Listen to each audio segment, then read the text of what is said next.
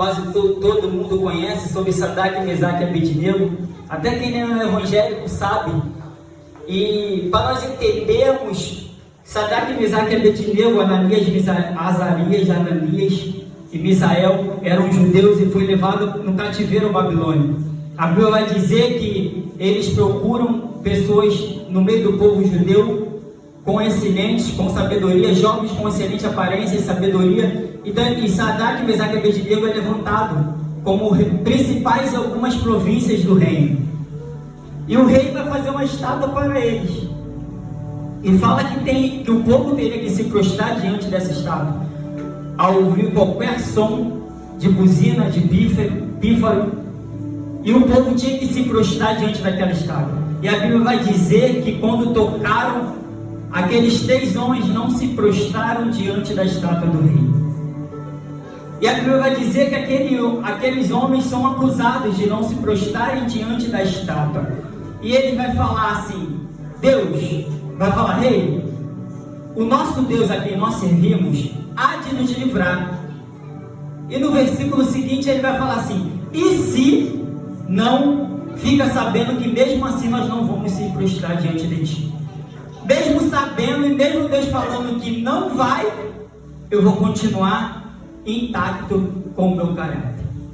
Eu vou continuar sendo fiel com Deus. E uma coisa que Deus palestrava comigo em 3 tópicos, acho que eu estou perdendo para o evangelista que eu separei, e que Deus palestrava comigo era fidelidade, identidade e testemunho. E eu vou falar da fidelidade, porque eu fui procurar esse significado, eu gosto muito, e fidelidade, um dos significados, muitos deles, vai falar que a pessoa quando é fiel, é constante. Quando ela é fiel, ela persevera. Quando ela é fiel, ela não tem mudança no seu caráter. Quando ela é fiel, ela não tem mudança nas suas atitudes. Quando ela é fiel, ela permanece convicta daquilo que ela está fazendo e daquilo que ela serve. Como está a minha e a tua convicção nesta noite? Como está a minha e a tua perseverança? Como está a minha e a tua constância? Será que temos sido constantes na obra do Senhor? Será que temos perseverado na obra do Senhor? A missionária Sara, quando trouxe, eu tinha separado algumas palavras, Deus confirma comigo, e a gente fica nervoso, né? O pastor já tinha falado comigo, eu falei, Deus confirma. E quando a missionária Sara falou sobre Deus e o Espírito Santo levar Jesus para o deserto, Jesus fora do deserto, Jesus no deserto continuou o mesmo, vivendo de palavra. Continuou sendo fiel. Eu falei, Deus, muito obrigado, porque quando nós olhamos para Sadraque, Mesaque e Abednego, é um povo, os 3 que foram levados no meio do povo que servia a Deus em Israel e é levado no cativeiro. Não tem mais monte para adorar, não tem templo para adorar, não tem profeta lá em Babilônia. O profeta que era Jeremias na época ficou em Israel.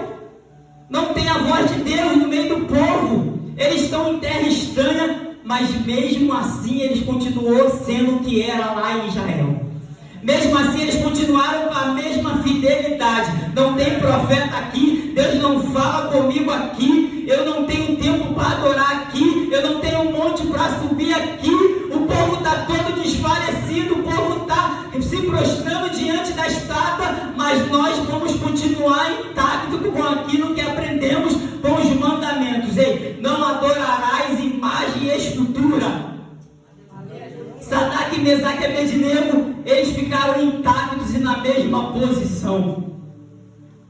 Foram levados mais ou menos, historiadores dizem, 10 mil na primeira leva quando levaram o povo. E no meio daquele povo, tinha judeus se prostrando.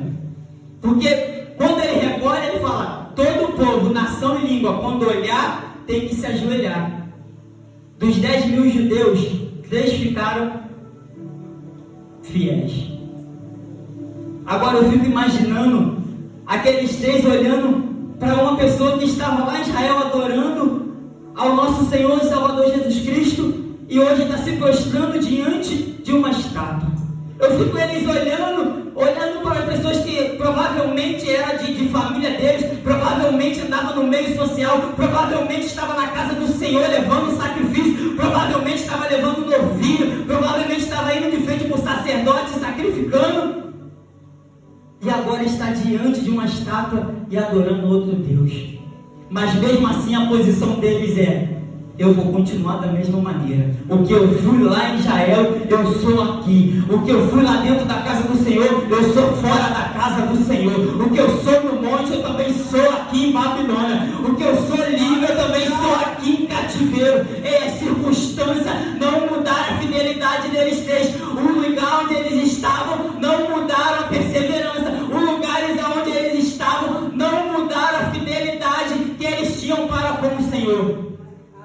E quando eu olho para Sadraque, Mesaque e Abednego, quando eu vou olhar um versículo que o evangelista cita muito aqui, Filipenses 1:21, se eu não me engano, vai falar assim: porque o viver é Cristo e o morrer é lucro. Ele, antes de falar para o rei, ele vai falar: rei, o nosso Deus vai nos livrar. No versículo seguinte ele fala: e se não nos livrar, eu vou continuar na mesma posição. No Antigo Testamento eles já estavam vivendo o que Paulo vai falar lá no Novo Testamento. O viver é Cristo, mas se eu morrer, eu continuo no mundo. Eles estão falando: se Deus nos livrar, eu sou o mesmo. Se não nos livrar, eu continuo sendo o mesmo. Se Deus entrar, eu sou isso. Se Deus não entrar com a providência, eu continuo sendo isso. Perseverança é um dos ditados, é um dos nomes, dos significados de fidelidade. E uma coisa, que outra palavra que Deus falava muito comigo é identidade. Eu fico imaginando aquele povo todo arriado, prostrado, com a cara no pó, e olhando assim de rabo de olho, desculpa a palavra, para Sadraque, Mesaque e Abednego. Eles três não vão se prostrar, não? Eu fico imaginando aquele povo que estava na mesma casa de oração, estava no mesmo monte, estava adorando e sacrificando ao mesmo sacerdote, olhando para o lado. Tem três ainda de pé. Tem três ainda que não se prostrou. Tem três ainda que continua na mesma posição, mesmo sabendo que vai morrer. Sabe o que é isso? Identidade. Eu sou israelita em Israel, mas sou israelita em Babilônia também. Eu sou crente na igreja, mas sou crente do lado de fora também. As pessoas têm que olhar eu na mesma posição. As pessoas têm que me ver com roupa aqui, de terno e gravata, e saber que eu sou crente. Mas eu sem terno e gravata lá fora, as pessoas têm que olhar para mim e saber que eu também sou crente. As pessoas têm que olhar para mim sem identificação aqui, ó, e falar: esse aí é crente. Porque sunamita, quando vai olhar para Eliseu, vai falar assim: vejo que este homem é santo homem de Deus. Ele não profetizou para ela, ele não pregou para ela, ele só passou de frente para ela. Não precisou ele abrir a boca. Só o testemunho do andar dele já provou para ela que ele era santo. Só o testemunho do andar dele já provou para ela que ele era diferente. Sadraque, Mesaque e Abednego eram o mesmo em Israel, mas também eram o mesmo em Babilônia. E quando eu olho para eles três, a identidade deles três, e tu fala assim: como é que pode? Porque a identidade deles ficaram intactas. Identidade quer dizer caráter. Como é o meu caráter dentro da igreja, e como é o meu caráter no meio da roda dos meus amigos. Como é o meu caráter dentro da casa do Senhor, de terno e gravata, e como é o meu caráter no meu trabalho, sem terno e gravata. Como eu sou aqui dentro da casa do Senhor, orando, jejuando. Será que eu sou o mesmo lá fora quando não estou orando, não estou jejuando, não estou de Bíblia aberta, não estou adorando com os meus irmãos? Será que eu sou o mesmo lá fora? Será que a minha identidade é o mesmo que eu tenho aqui dentro, é a mesma que eu tenho lá fora? Será que a nossa identidade tem sido a mesma lá fora? Será que as pessoas podem olhar para nós e ver: ele é o mesmo? Ou falar assim: ele é diferente de nós. Mas tem muito crente que as pessoas olham e veem que é todo igual aos que estão no mundo. Está no meio e as pessoas nem imaginam que é crente, nem decifram que é crente. As pessoas falam assim: nem passou pela minha cabeça de tu ser cristão. Mas sabe por quê? Porque as palavras, as atitudes, os mover, tudo que fez lá fora não condizia com o que fazia aqui dentro. E por isso que quando as pessoas olham e falam assim: eu nem imaginava que tu era cristão, não é porque elas não viram, não. É é por causa que nós nos mostramos para ela. O negócio é que tem muito crente não mostrando a verdadeira face para aqueles lá fora. Nós temos identidade de cristão, não é só aqui dentro não, irmão. Eu não sou só diácono aqui dentro da casa do Senhor, não. Até porque quando eu olho para os diáconos na Bíblia, Estevão era diácono dentro da casa do Senhor, porque os apóstolos vão falar, vocês 7 vão cuidar da casa do Senhor, porque nós vamos nos apregoar. Mas quando Estevão saiu para fora do templo, ele mostrou que era o mesmo que estava dentro do templo. Mesmo ele sendo apedrejado do lado de fora do arraial, mesmo ele sendo apedrejado do lado de fora da cidade, ele era o mesmo que estava lá dentro. Então eu tenho que ser diácono na casa do Senhor aqui dentro, mas lá fora eu tenho que ter as mesmas atitudes que eu tenho aqui dentro. Lá fora eu também tenho que ser diácono, não pelo cargo, mas pelas atitudes. Não pelo cargo, mas ser cheio do Espírito Santo. Não pelo cargo, mas ser cheio da sabedoria de Deus. Como pode eu ter sabedoria, ser cheio do Espírito, ter o Espírito só dentro da casa do Senhor? Tem muito crente que está vivendo assim, mas não tem, só está sendo visitado. Porque se eu tenho o Espírito dentro da casa do Senhor e lá fora não tem, então não tem nenhum dos momentos. Se eu não tenho sabedoria do lado de fora e tenho dentro da casa, então eu não tenho nenhum dos dois lugares e estou achando que tenho. E quando eu olho para a vida desses homens, a gente vê a diferença. Cerca de 10 mil pessoas descontinuaram, mesmo a morte diante deles, porque foi anunciado: aquele que não se prostrar vai ser jogado na fornalha. Muitas das vezes não recebemos nem ameaça de morte, mas só de pensar às vezes desistimos. Aqueles homens receberam frente a frente a ameaça de morte, mas continuaram na posição de servo do Senhor. Eles tinham cargo, porque eles foram levantados por próprio rei Nabucodonosor. Mas mais vale a minha e a tua obediência do que o nosso cargo. Mas mais vale a minha e a tua posição diante de Deus, diante dos estatutos e dos mandamentos de Deus, do que o cargo que nós temos diante dos homens. Vocês são príncipes nas províncias a qual eu te coloquei, mas mesmo assim continua intacto. Deus está falando: vale mais a tua obediência, diácono, do que o teu cargo, diácono. Vale mais a tua obediência com os meus mandamentos do que o teu cargo. Porque o teu cargo não vai te levar para o céu, mas a tua obediência vai.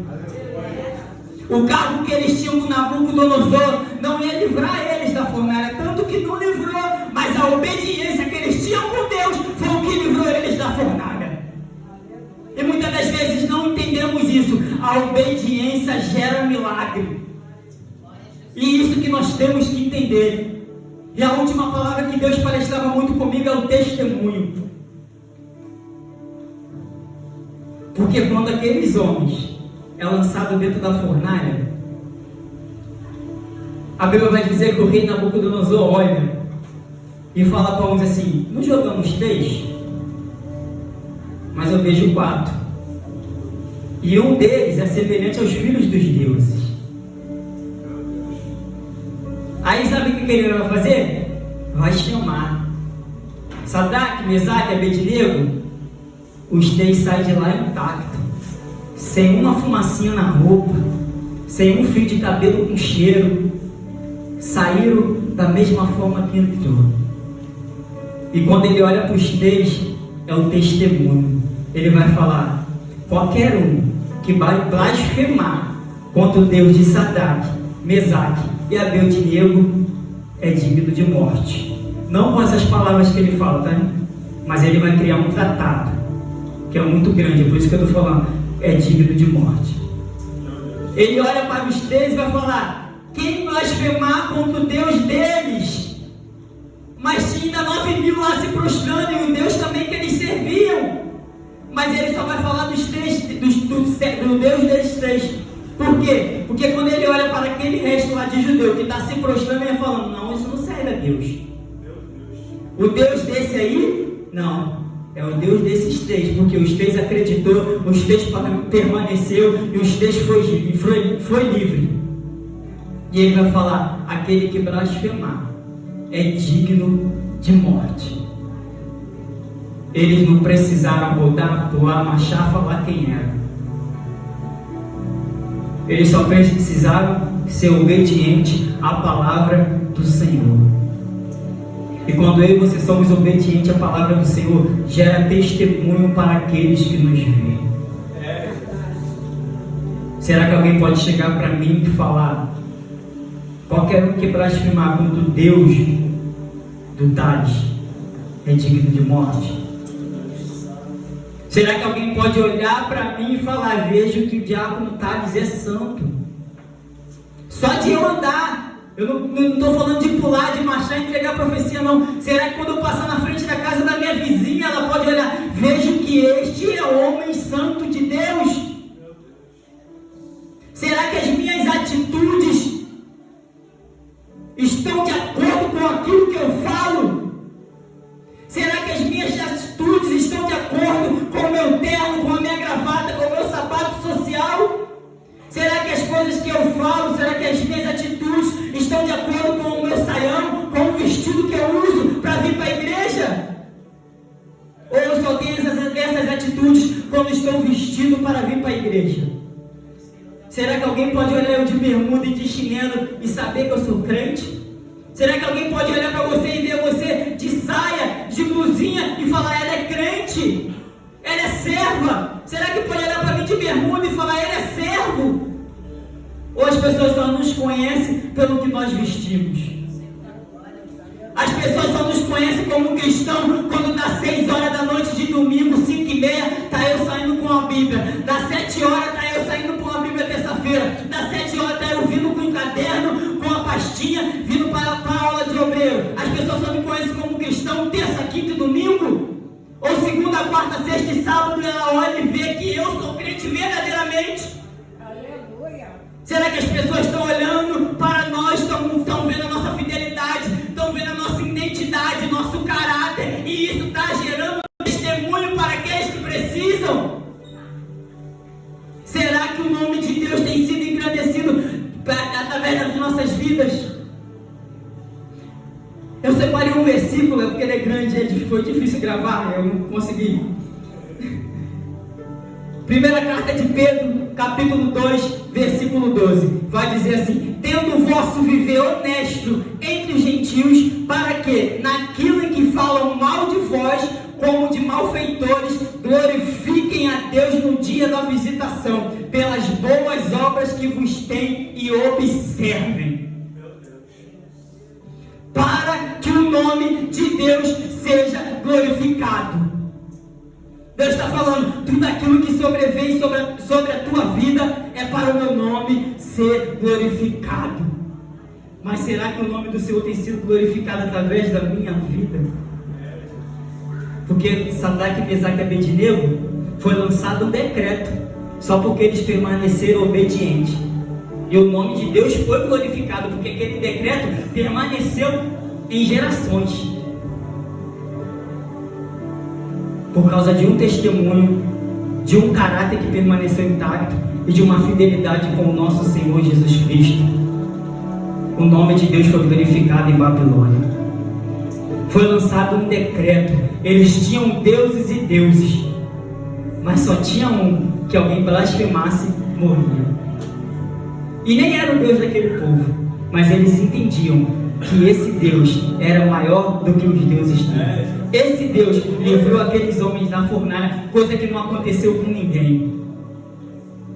Como está a nossa fidelidade com Cristo? Como está a nossa identidade com Cristo? Como está o nosso testemunho para aqueles que precisam lá fora? A Bíblia vai dizer: examine-se, pois, o homem a si mesmo. Não é eu que tenho que te examinar, é você que tem que se examinar. Não é você que tem que me examinar, é eu que tenho que me examinar. Eu que tenho que falar: Thales, você tem sido fiel?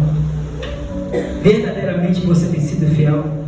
A tua identidade é a mesma aqui dentro e lá fora? Será que você tem servido de testemunho para as pessoas lá fora. Eu deixo essas 3 palavrinhas para nós pensarmos nesta noite. Como está a nossa fidelidade, a nossa identidade e o nosso testemunho. Nós, como igrejas, temos que gerar testemunho. Gerar testemunho. É bom pregar, é bom profetizar, é bom cultuar. Mas a maior pregação em nossas vidas é o testemunho de vida. Hebreus vai dizer: vós estão cercados por uma nuvem de testemunho. Nuvem de testemunho.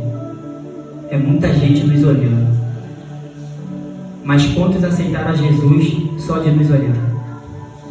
Quantos buscaram uma oração só de nos olhar? Quantos fizeram pedido para Deus só de olhar para a nossa vida? Quantos se renderam a Jesus só de olhar para a nossa vida? Então que nós venhamos ver, pensar, refletir, analisar, guardar e praticar. Sermos fiel, identidade intacta e testemunho de vida para aqueles que precisam. E assim eu agradeço a oportunidade em nome de Jesus.